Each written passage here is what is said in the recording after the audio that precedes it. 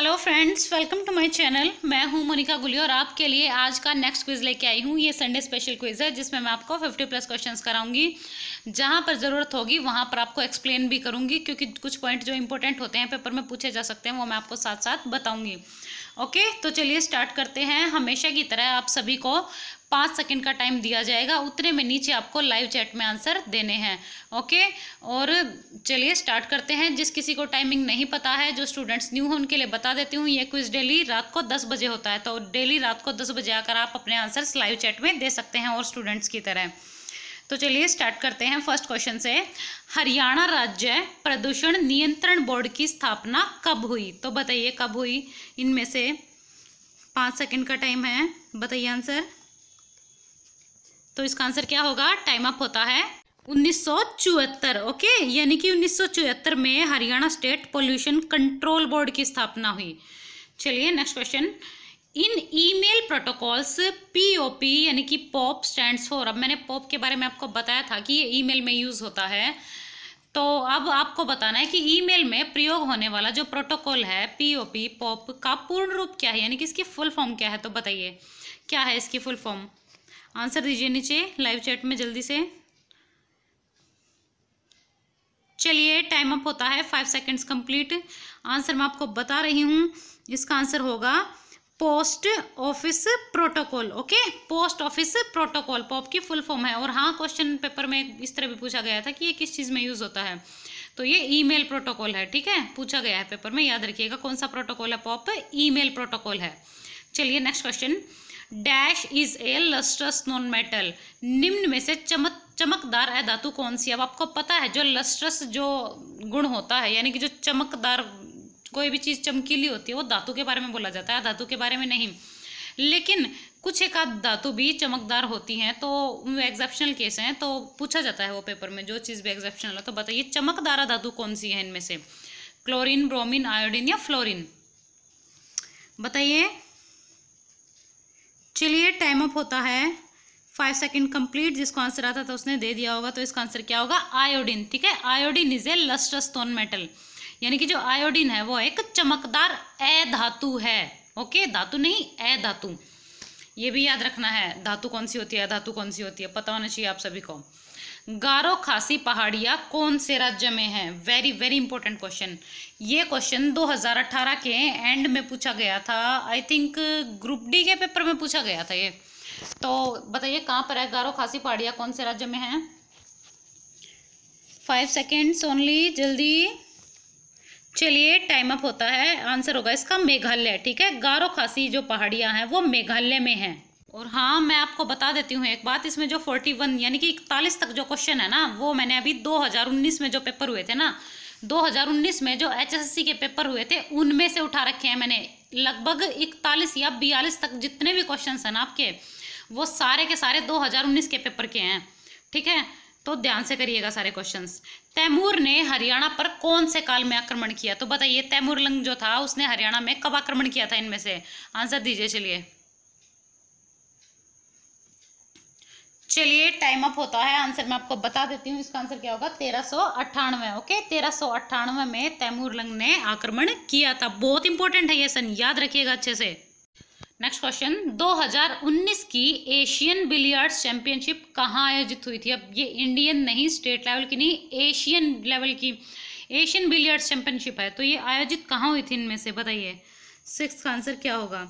Important है ये question, ये भी पूछा गया था पेपर में, और ये हरियाणा में कहीं आयोजित हुई थी, तो ऑब्वियस इंपॉर्टेंट है। तो इसका आंसर क्या होगा? चंडीगढ़। ठीक है, 2019 की एशियन बिलियर्ड्स चैंपियनशिप चंडीगढ़ में आयोजित हुई थी। चलिए नेक्स्ट क्वेश्चन। करनाल जिले के डैश किसान को पद्मश्री मिला। अब आपको पता है पद्मश्री 3-4 लोगों को मिला था हरियाणा में, लेकिन करनाल जिले में इसका कौन सा था इसमें से? बताइए क्या होगा इसका आंसर। चलिए टाइम अप होता है। इसका आंसर होगा सुल्तान सिंह। ठीक है, सुल्तान सिंह को मिला था Padmashri. Next question. Dash is the synonym of delicate. आप सिनोनिम बताना आपको डेलिकेट का। आई होप सभी ने पढ़ना स्टार्ट कर दिया होगा इंग्लिश। जैसे कि मैं बोल रही थी आपको, डेली के इंग्लिश के मैं जो वर्ड्स कराती हूँ वो किया करो। सिर्फ 2-3 तो आपके वर्ड्स होते हैं, और एक इडियम फ्रेज होता है और एक 1 वर्ड सब्स्टिट्यूशन होता है, तो इनको डेली आप कर ही सकते हो। ठीक है, तो डेली के डेली किया करो इंग्लिश। पेपर में अच्छा स्कोर करना है तो कुछ मत कसर छोड़ो कहीं भी। तो इसका आंसर क्या होगा? डेलिकेट का सिनोनिम क्या है? फ्रेगाइल। अब देखिए डेलिकेट क्या होता है? जो नाजुक सा होता है, ठीक है, और फ्रेगाइल क्या होता है? जो टूट जाए, ठीक है, जो इजीली टूट जाए। तो डेलिकेट का सिनोनिम क्या हो गया? फ्रेगाइल हो गया। चलिए नेक्स्ट क्वेश्चन है dash is the antonym of conceal. Conceal का एंटोनिम बताना है, बताइए। हाइड, कवर, रिवील या रैप? बताइए। चलिए टाइम अप होता है। आंसर मैं आपको बता रही हूँ, इसका आंसर होगा रिवील। अब देखिए कंसील क्या होता है? कंसील होता है छुपाना, ठीक है, कंसील होता है छुपाना। अब गर्ल्स को तो शायद पता भी हो, वो कंसीलर वगैरह यूज़ करती होंगी, कोई भी मार्क्स वगैरह होता है उसको छिपाने के लिए फेस पे, ठीक है। तो कंसील क्या होता है? छुपाना। और रिवील क्या होता है? सामने लाना, ठीक है, आगे लाना, खोलना किसी चीज़ को, तो वो हो गया रिवील। अब कंसील का उल्टा क्या हो गया? रिवील, यानी कि दिखाना का उल्टा छुपाना। अब देखिए हाइड का सबको पता है छुपाना होता है, कवर भी छुपाना होता है, रैप भी छुपाना होता है। तो ये सारे के सारे क्या हो गए? इसके सिनोनिम हो गए, और रिवील इसका एंटोनिम हो गया। चलिए next, fill in the blanks.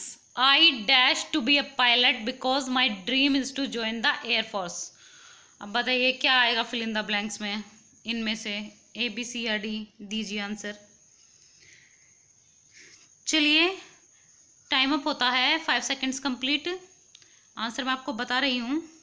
अब देखिए इसका आंसर क्या होगा? Am training. अब देखिए I am training to be a pilot because my dream is to join the air force. अब यहाँ पर एम क्यों आया? आपको पता है आई के साथ आर तो आ नहीं सकता, एम ही आता है, ठीक है। तो थोड़ी सी हिंट तो आपको यहीं से मिल जाएगी कि आई के साथ हमेशा एम आता है, तो यहाँ पर क्या आएगा, ठीक है।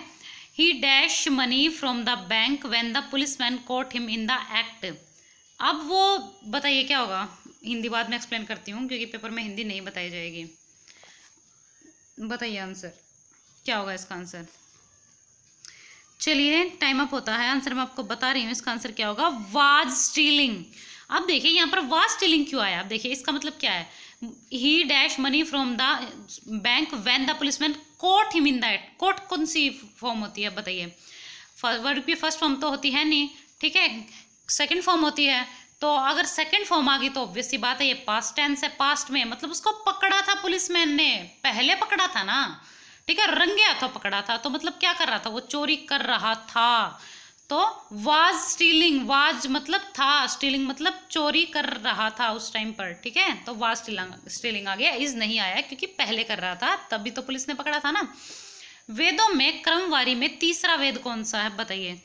आपको पता है वेद 4 ही हैं, ऋग्वेद, यजुर्वेद, अथर्ववेद, सामवेद। तो आप बताइए इनमें से क्रम में तीसरा वेद कौन सा है इनमें से? ये क्वेश्चन आपको पता है सारे के सारे, मैं आपको बता चुकी हूँ पहले ही कि ये क्वेश्चन सारे 2019 के पेपर्स के हैं एचएसएससी के, इसलिए सारे इंपॉर्टेंट है। तो इसका आंसर क्या होगा? सामवेद, ठीक है, सामवेद है तीसरे नंबर का वेद क्रम में। नेक्स्ट क्वेश्चन, भारत की सीमा कितने देशों से जुड़ी है? अब आपको बताना है भारत की सीमा कितने देशों से जुड़ी हुई है, बताइए आंसर। चलिए टाइम अप होता है, इसका आंसर क्या होगा? 7, ठीक है। भारत की जो सीमा है वो 7 देशों से जुड़ी हुई है। Very very important question. चलिए 14th क्वेश्चन, गुप्तकालीन मोहरें निम्न में से कहाँ मिली? तो बताइए गुप्तकालीन मोहरें इनमें से कौन से स्थान पर मिली है? पिंजौर, मीताथल, रोहतक या चंडीगढ़? दीजिए आंसर।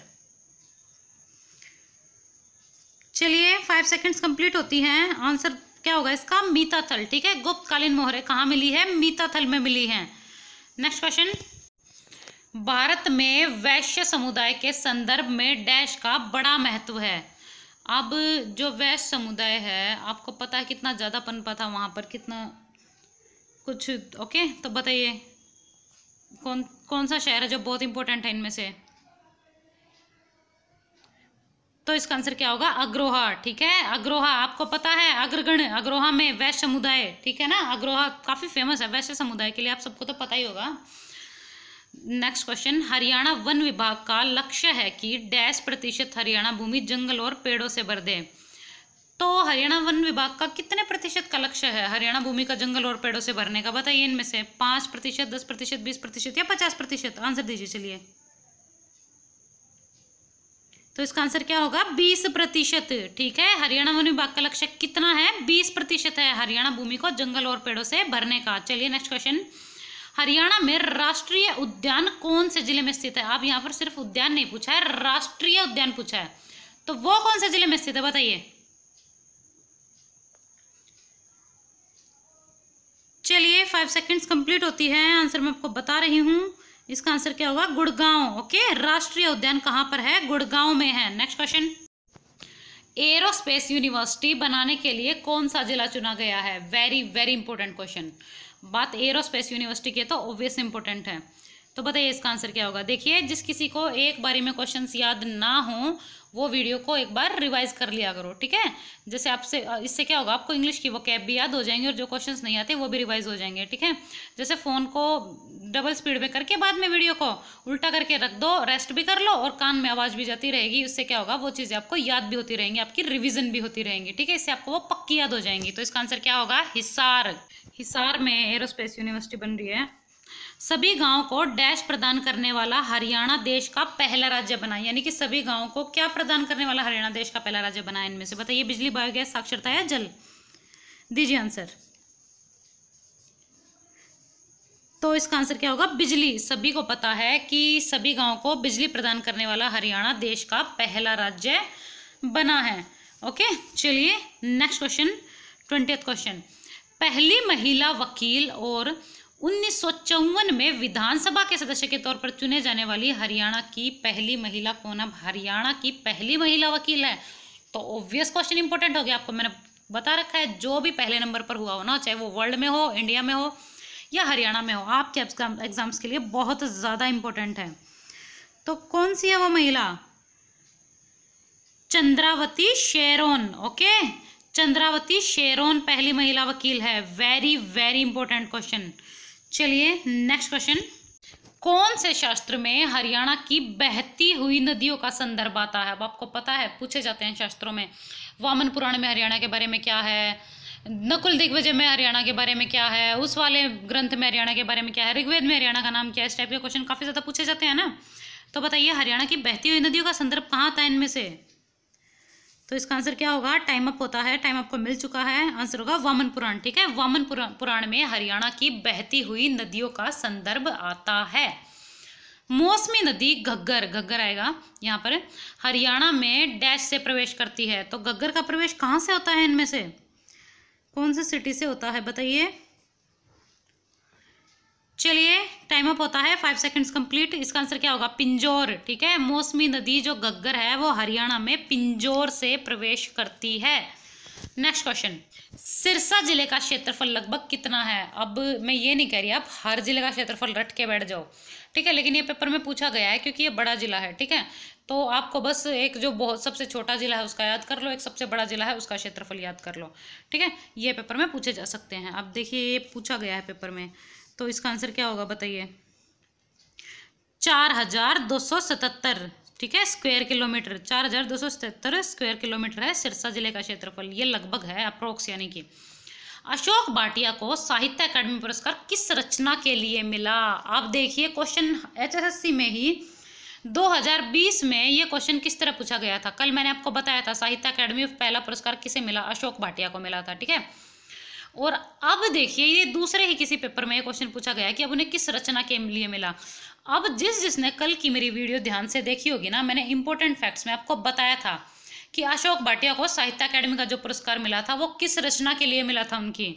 तो जिसने वीडियो ध्यान से देखी होगी वो इसका क्वेश्चन देगा इजीली। बताइए क्या होगा इसका आंसर, समुद्र का संसार। समुद्र का संसार के लिए मिला था अशोक भाटिया को साहित्य अकादमी का पुरस्कार, और ये साहित्य अकादमी का पहला पुरस्कार था जो अशोक भाटिया को मिला था। तो साहित्य अकादमी का पहला पुरस्कार किसे मिला था, अशोक भाटिया को। तो इसलिए भी ये इंपॉर्टेंट हो जाता है। Laptops and desktops are dash examples of computers. देखिए ये हिंदी में मैंने इसलिए नहीं डाला है क्योंकि इसमें सिंपली लैपटॉप्स एंड डेस्कटॉप्स दोनों का ही मतलब आपको पता होगा। तो कौन से कंप्यूटर की, कौन से टाइप के कंप्यूटर के एग्जाम्पल थे ये। अब देखिए ये इंग्लिश में सेम ऐसे लिखा हुआ मिलेगा, यहाँ पर मिनी कर लीजिए, जो बी वाला ऑप्शन है यहाँ पर मिनी कर लीजिएगा। ओके, यहाँ पे माई लिखा गया है गलती से। Super computer, mini computer, main frame computer या माइक्रो कंप्यूटर, दीजिए आंसर। लैपटॉप और डेस्कटॉप किस चीज़ के एग्जाम्पल है बताइए। देखिए हिंदी वाले स्टूडेंट्स को कोई दिक्कत नहीं होगी, जहाँ पर ज़रूरत है मैंने हिंदी में डाला है, ठीक है। यहाँ पर ये इजी था, मैं आपको इजीली बता सकती थी, इसलिए मैंने हिंदी में नहीं डाला। तो लैपटॉप और डेस्कटॉप किस प्रकार के कंप्यूटर के एग्जाम्पल है, तो इसका आंसर क्या होगा, माइक्रो कंप्यूटर, ठीक है। माइक्रो कंप्यूटर के एग्जाम्पल हैं ये।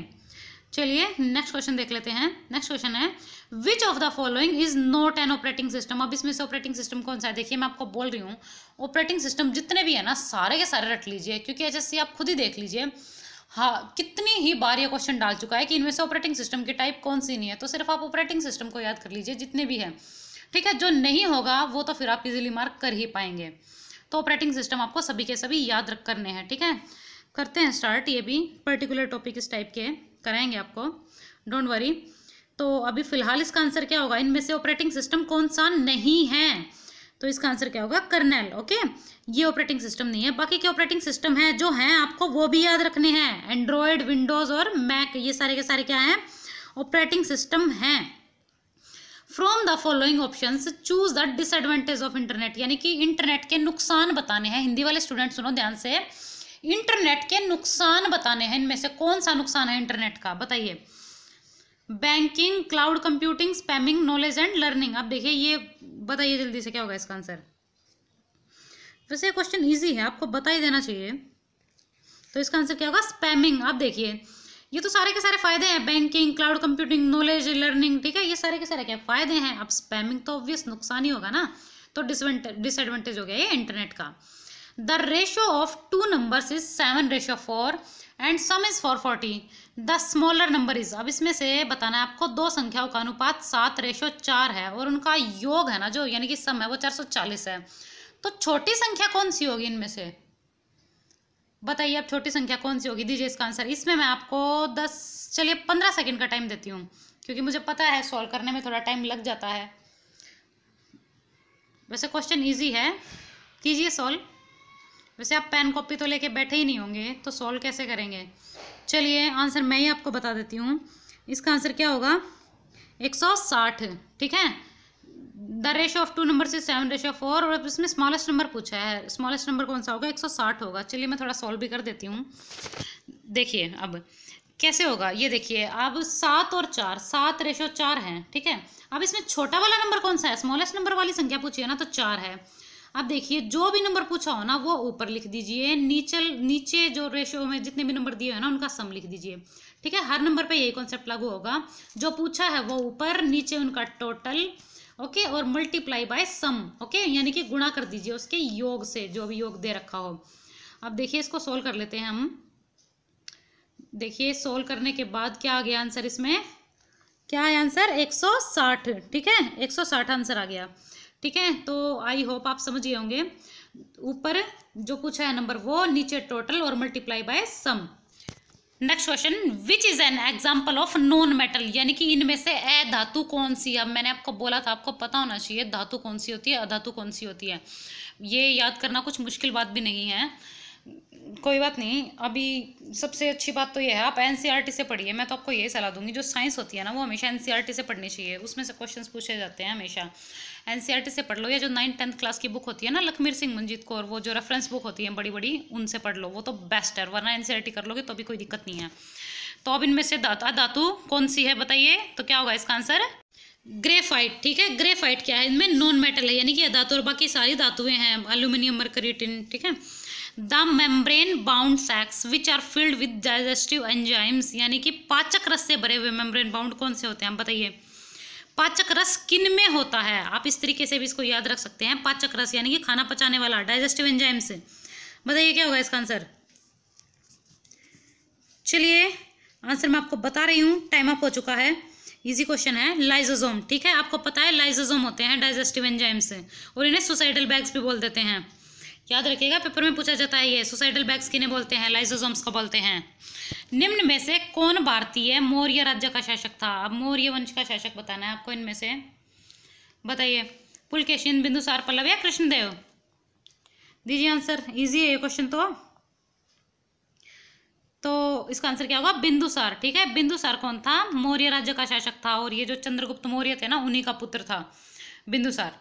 नेक्स्ट क्वेश्चन, भारतीय नौसेना की प्रथम महिला पायलट कौन है? मैंने आपको बोला हुआ है जो भी प्रथम हो ना वो हमेशा इंपॉर्टेंट होता है आपके पेपर के लिए। तो भारतीय नौसेना यानी कि जो इंडियन नेवी है ना उसकी प्रथम महिला पायलट कौन है? तो बताइए क्या होगा इसका आंसर? शिवांगी, ओके। जो शिवांगी नाम है की एक लड़की है वो है भारतीय नौसेना की प्रथम महिला पायलट, यानी कि इंडियन नेवी की प्रथम महिला पायलट। भारतीय संविधान के रचयिता किन्हें कहा जाता है? बताइए, भारतीय संविधान के रचयिता इनमें से किन्हें माना जाता है? साइमन, डॉक्टर भीमराव अम्बेडकर, राजेंद्र प्रसाद या जवाहरलाल नेहरू? दीजिए इसका आंसर क्या होगा, दीजिए आंसर।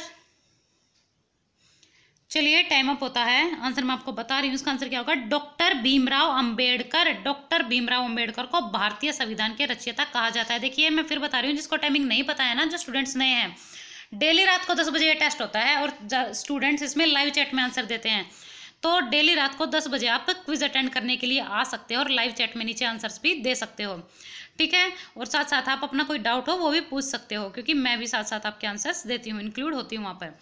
बहुजन समाज पक्ष की स्थापना किसने की? अब बताइए, आपको पता होना चाहिए जो मेन पार्टियां है ना, उनकी स्थापना जो है वो किसने की है, तो इसलिए वो क्वेश्चन इंपॉर्टेंट होते हैं। तो बताइए बहुजन समाज पक्ष की स्थापना किसने की? तो इसका आंसर क्या होगा, काशीराम, ठीक है। बहुजन समाज पक्ष की स्थापना किसने की है? काशीराम ने की है। चलिए नेक्स्ट क्वेश्चन, कौन से शहर में छोटा चिड़ियाघर नहीं है?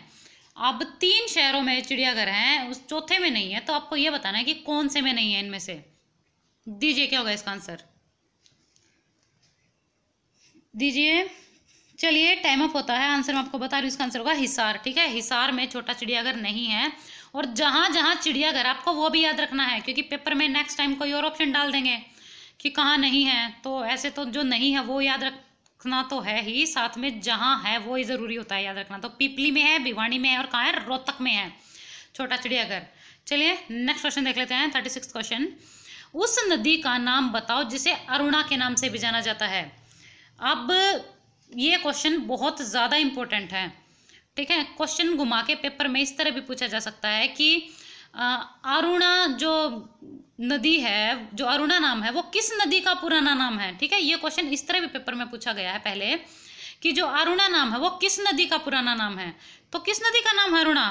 इसका आंसर क्या होगा, मारकंडा, ओके। मारकंडा का पुराना नाम है Aruna. Very very important question, पुराने नाम वैसे ही पेपर में पूछ लिए जाते हैं।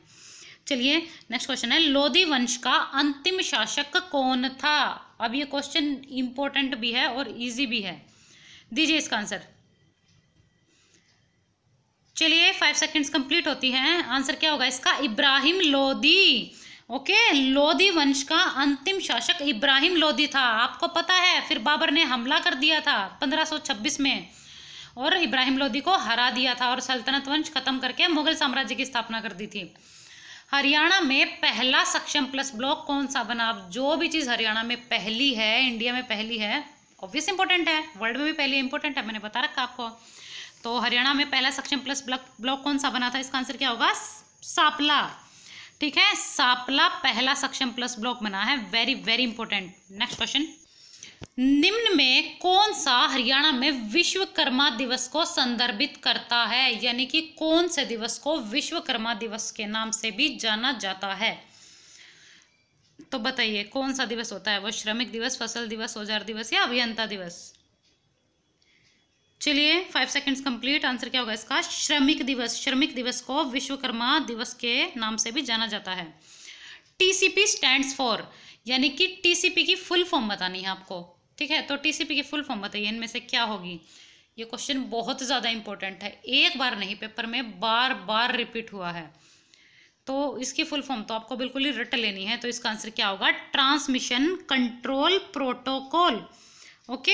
याद रखिएगा इस फुल फॉर्म को, ट्रांसमिशन कंट्रोल प्रोटोकॉल।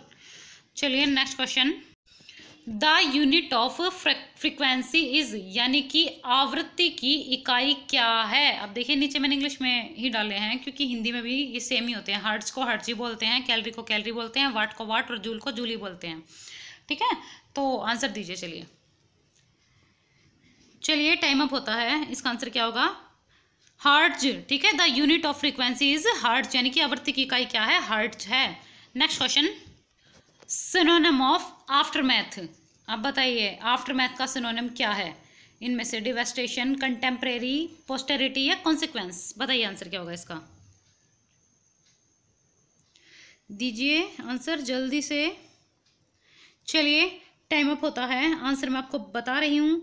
तो इसका आंसर क्या होगा, डी, यानी कि कॉन्सिक्वेंस। अब देखिए मतलब क्या होता है आफ्टर मैथ का? आफ्टर मैथ का मतलब होता है किसी घटना के बाद का परिणाम, बाद का। आप देखिए आफ्टर आ ही गया ना इसमें, आफ्टर का मतलब क्या होता है? बाद, ठीक है। तो किसी घटना के बाद का जो परिणाम हो ना, यानी कि रिजल्ट हो, उसे बोल देते हैं आफ्टर मैथ।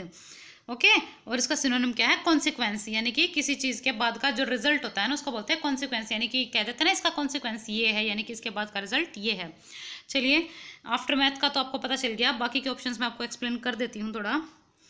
तो अब देखिए इसमें ऑप्शन है डिवेस्टेशन। अब देखिए डिवेस्टेशन का मतलब क्या होता है? विनाश, ठीक है। डिवेस्टेशन मतलब विनाश। नेक्स्ट है कंटेम्प्रेरी। कंटेम्प्रेरी क्या होता है? समकालीन। जैसे कहते हैं ना अकबर किसका समकालीन था, कौन से राजा का समकालीन था, इस टाइप से पूछा जाता है। पोस्टेरिटी। अब देखिए पोस्टेरिटी का मतलब क्या होता है? आगे की पीढ़ी, यानी कि जो आगे आने वाली पीढ़ी है ना उसको बोल देते हैं पोस्टेरिटी। चलिए नेक्स्ट क्वेश्चन, एंटोनिम ऑफ कमली। अब बताइए इसका एंटोनिम क्या होगा? स्पेशियस, अनअट्रैक्टिव, हुजिया, अनकंफर्टेबल। दीजिए आंसर। एंटोनिम बताना है, सिनोनिम नहीं बताना है। दीजिए क्या होगा इसका आंसर? बस 5 सेकंड है, जल्दी से आंसर दीजिए सभी स्टूडेंट्स। चलिए टाइम अप होता है, 5 सेकंड कंप्लीट। तो इसका आंसर क्या होगा? ऑप्शन बी इज करेक्ट, यानी कि अनअट्रैक्टिव। Okay, unattractive. अब देखिए कमली क्या होता है? कमली होता है सुंदर, ठीक है। सुंदर, कोमली, कोमली बोलते हैं इसको एक्चुअली। तो क्या बोलते हैं इसको? सुंदर, ठीक है। तो सुंदर का उल्टा क्या हो गया? जो सुंदर ना हो, तो अनअट्रैक्टिव, ठीक है। उल्टा क्या हो गया इसका? अनअट्रैक्टिव, जो सुंदर ना हो। कोमली सुंदर, अनअट्रैक्टिव असुंदर, ठीक है। चलिए बाकी के ऑप्शंस एक्सप्लेन कर देती हूँ मैं आपको। अब देखिए स्पेशियस। स्पेशियस क्या होता है? खुली जगह हो, ठीक है। स्पेस से याद रख सकते हो आप स्पेशियस, स्पेशियस यानी कि खुली जगह। अनअट्रैक्टिव मैं आपको बता चुकी हूँ। नेक्स्ट है हुज। हुज आपको पता ही है, विशाल होता है जो बहुत बड़ा हो। अनकंफर्टेबल, अनकंफर्टेबल का सबको पता ही है। असुविधाजनक। कंफर्टेबल क्या होता है? सुविधाजनक। तो अनकंफर्टेबल क्या हो गया? असुविधाजनक हो गया। चलिए नेक्स्ट क्वेश्चन, ईडियम।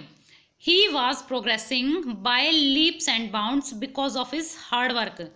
अब बताइए क्या होगा इसका idiom? By leaps and bounds का ईडियम बताना है आपको।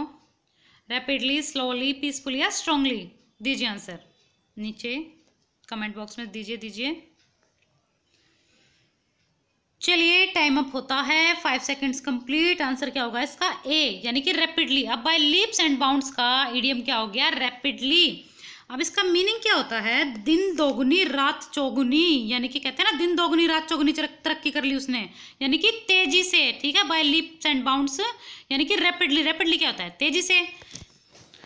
One word substitution. अब बताइए विलिंग टू बिलीव एनीथिंग और एनीवन। बताइए क्या होगा इसका आंसर? हिंदी में अभी नहीं बता रही हूँ, पेपर में कोई हिंदी नहीं बताई जाती, बाद में एक्सप्लेन करूंगी, ठीक है, आपको समझाने के लिए। बताइए बिलीवेबल, प्रोबेबल, गुलिबल या पॉसिबल, क्या होगा इसका आंसर? दीजिए आंसर नीचे कमेंट बॉक्स में जल्दी, बस 5 सेकंड का टाइम है सभी के पास।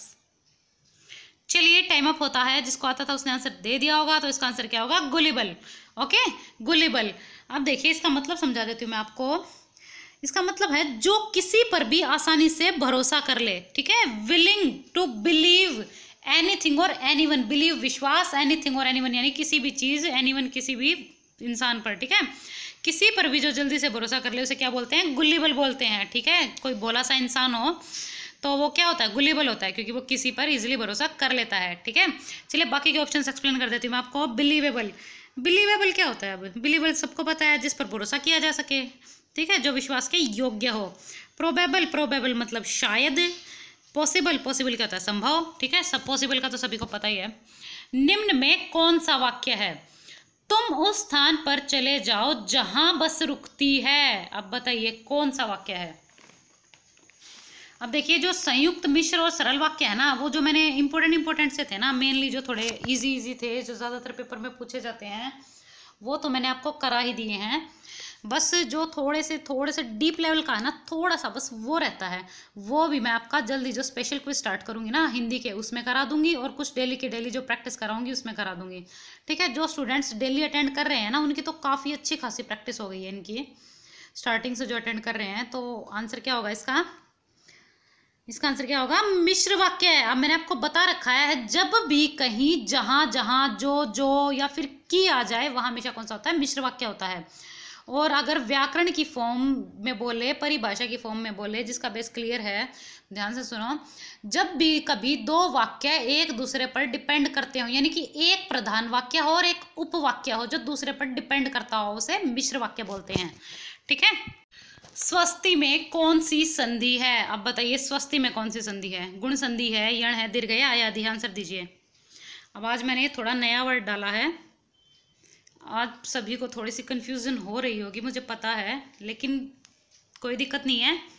शुरू में कंफ्यूजन होती है, जब नई चीज़ आती है लगती है, बाद में तो जब मैं आपकी प्रैक्टिस करा देती हूँ 3-4 दिन तक लगातार, तो दूर हो ही जाती है ना, आपको याद हो ही जाती है वो चीज़। तो बताइए, तो इसका आंसर क्या होगा? यण। अब देखिए यण संधि है यहाँ पर। यण संधि क्यों है यहाँ पर? रीजन क्या है यण संधि का? देखिए, ना तो यहाँ पर बड़ी ई की मात्रा आ रही है तो दीर्घ संधि तो होगी नहीं, ना यहाँ पर ए या ओ की मात्रा है तो गुण संधि भी नहीं हो सकती।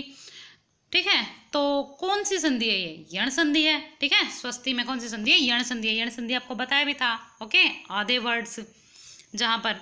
नेक्स्ट क्वेश्चन, चतुर्युग में कौन सा समास है?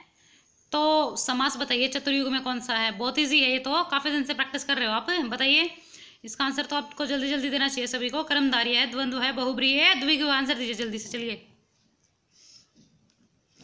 चलिए टाइम अप होता है।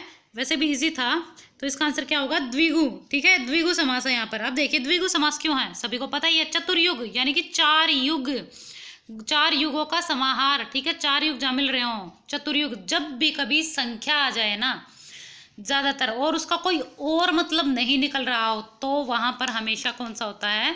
समास द्विगु समास होता है। 1 2 3 4 5 6 कुछ भी मतलब संख्यावाची आ जाए ना, तो वहां पर हमेशा द्विगु समास ही होता है।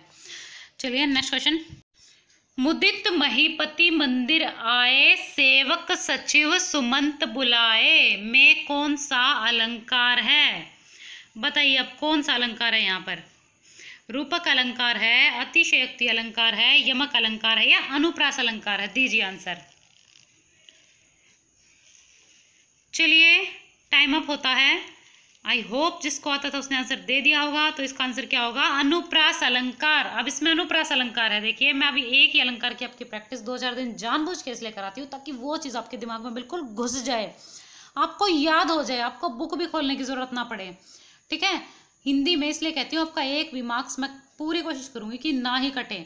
अब देखिए यहाँ पर अनुप्रास अलंकार क्यों है, जो न्यू स्टूडेंट्स हैं उनके लिए समझा रही हूँ, पुरानों को तो पता ही होगा। अब देखिए यहाँ पर क्या, जब भी पहला वर्ण या आखिरी वर्ण बार बार रिपीट हो रहा हो ना, वहां पर हमेशा अनुप्रास अलंकार होता है। जैसे देखिए यहाँ पर मैं बार बार रिपीट हो रहा है, नीचे देखिए स रिपीट हो रहा है, इसलिए ये अनुप्रास अलंकार हो गया। ठीक है, चलिए आज का लास्ट क्वेश्चन, नौबत बजना में मुहावरा बताइए। जैसे कि मैंने आपको बोला था कि मैं आपको जो टफ मुहावरे हैं वो साथ कराऊंगी, जो इजी है वो तो कराऊंगी नहीं, क्योंकि वो तो आप सबने स्कूल टाइम में लर्न कर रखे हैं। लेकिन HSC अभी काफ़ी जो टफ लेवल की चीज़ें हैं वो पूछ रहा है, तो इसलिए जो थोड़े मुश्किल मुहावरे हैं ना, वो मैं डेली का आपको एक याद करा दूंगी। तो टाइम मिल चुका है आंसर देने का। आंसर मैं आपको बता रही हूँ, इसका आंसर क्या होगा? खुशियाँ मनाना। ठीक है, नौबत बजना में मुहावरे का क्या अर्थ है? खुशियाँ मनाना। ठीक है, वेरी वेरी इंपॉर्टेंट। अगर किसी को एक बार में याद नहीं होते हैं, मैं फिर बोल रही हूँ, वीडियो को अगले दिन डबल स्पीड में करके, बेशक से आप रेस्ट कर रहे हो, कोई काम कर रहे हो, वीडियो को चला के डबल स्पीड में और उल्टा करके रख दीजिए फ़ोन को, आप तक आवाज़ आती रहेगी, आप रेस्ट भी कर सकते हो, कुछ भी कर सकते हो, और आपकी चीज़ें रिवाइज भी होती रहेगी। इससे आपका टाइम भी बच जाएगा और आपकी रिविजन भी हो जाएगी और चीज़ें दिमाग में भी चली जाएंगी। ठीक है, एक बार तो आप क्योंकि वीडियो को देख ही चुके होंगे, और अगले दिन जब रिविजन करेंगे तो आपको चीज़ें याद आती रहेंगी और दिमाग में बैठती रहेंगी। ओके, चलिए अब जल्दी से सभी स्टूडेंट्स अपना स्कोर टाइप कर दीजिए। चलिए जल्दी सभी स्टूडेंट्स स्कोर टाइप कर दीजिए लाइव चैट में। और हाँ, जो स्टूडेंट्स वीडियो बाद में देखते हैं, 10 बजे रात को लाइव चैट में आंसर नहीं दे पाते, नहीं आ पाते, वो बाद में नीचे अपना कमेंट बॉक्स में स्कोर टाइप कर दिया कीजिए। ओके, मैं स्कोर चेक करती हूँ सभी का। ठीक है, और जो स्टूडेंट्स नए हैं उनके लिए बोल रही हूँ, जिसने सब्सक्राइब नहीं किया है चैनल को सब्सक्राइब कर लीजिए और बेल आइकन को दबा लीजिए। ओके, और जिसने स्कोर टाइप कर दिया है वो लाइक कर दीजिए वीडियो को। चलो वीडियो को लाइक कर दीजिए सभी स्टूडेंट्स, प्लीज़ वीडियो को लाइक कर दिया कीजिए। ओके, और जितना हो सके अपने फेसबुक ग्रुप, व्हाट्सएप ग्रुप, अपने फ्रेंड्स वगैरह में शेयर भी कर सकते हो आप अगर चाहो तो। ओके। और हाँ, जो स्टूडेंट्स नए हैं मैं बता चुकी हूँ आपको, आप चैनल को सब्सक्राइब कर लीजिए और बेल आइकन दबा लीजिए। और बेल आइकन में 3 ऑप्शन आएंगे, एक ऑल का ऑप्शन मिलेगा उसमें, तो आपको ऑल पर क्लिक करना है, क्योंकि अगर आप पर्सनलाइज वगैरह पर क्लिक कर देते हैं तो आपको कभी वीडियो की नोटिफिकेशन मिल जाती है और कभी नहीं मिलती, ठीक है। और न्यू स्टूडेंट्स के लिए बता रही हूँ, मैंने अप्रैल महीने के कंप्लीट करंट अफेयर्स की वीडियो डाली है, जिसको देखनी है वो अप्रैल महीने के कंप्लीट करंट अफेयर्स की वीडियो भी देख सकता है। और हाँ, मैं साथ ही में हरियाणा के जो पुराने साल के पेपर है ना, प्रीवियस ईयर क्विज, वो भी डालती हूँ। मैंने लगभग 10 वीडियो डाल चुकी हूँ मैं हरियाणा के पुराने पेपर्स के क्वेश्चंस के, आपको पता है वो कितने इंपॉर्टेंट होते हैं। तो आप प्ले लिस्ट में जाकर हरियाणा जो जीके के हैं, जो प्रीवियस ईयर क्वेश्चंस के जो पुराने साल के पेपर में आए हुए हैं, उनको देख लीजिएगा। प्ले लिस्ट में आपको इंडियन जीके के भी पुराने सालों के पेपर में जो क्वेश्चन आए हुए हैं ना, वहाँ भी मिल जाएंगे आपको। एनिमल हस्बेंड्री के भी, इंडियन जीके के भी और हरियाणा के भी, तीनों तरह के क्वेश्चंस मिलेंगे जो पुराने साल के पेपरों में आए हुए हैं प्लेलिस्ट में, ठीक है। जिसको लिंक ना मिले मुझसे डिस्क्रिप्शन बॉक्स में लिंक मांग सकता है किसी भी वीडियो को। और हाँ, अप्रैल महीने के करंट अफेयर्स जरूर देख लीजिएगा, आपको पता है करंट अफेयर्स पेपर में पूछे जाते हैं। Okay, bye bye, thank you, like share and subscribe. और हाँ, बेल आइकन दबाना मत भूलिएगा। Best of luck to all of you and good night.